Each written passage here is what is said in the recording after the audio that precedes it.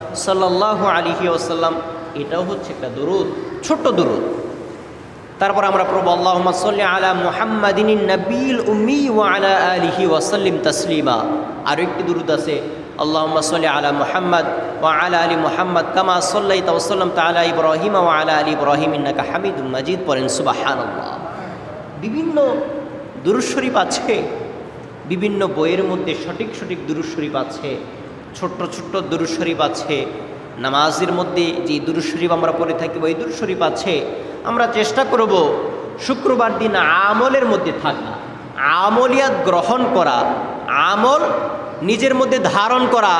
বিশেষ করে দুরূদ শরীফটা প্রত্যেক নামাজের পর ফ্রি টাইমে একেবারে সূর্য ওঠা থেকে নিয়ে শুক্রবার ডুবা পর্যন্ত আমরা দুরূদ শরীফ পড়ব। বিশ্বাস করেন, যত বেশি মহাব্বত নিয়ে, ভালোবাসা নিয়ে আমরা দুরূদ শরীফ পড়তে পারবো, রাসূলুল্লাহ সাল্লাল্লাহু আলাইহি ওয়াসাল্লাম অতি তাড়াতাড়ি আমাদের দেখা দিবে, দিদার নসিব করে দিবে। পড়েন সুবহানাল্লাহ। এটা সত্যি কথা।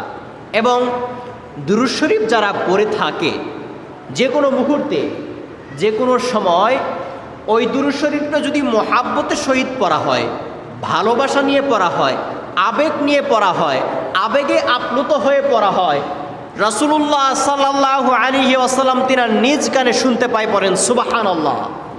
শুধু কি এতটুকুর মধ্যে সীমাবদ্ধ না,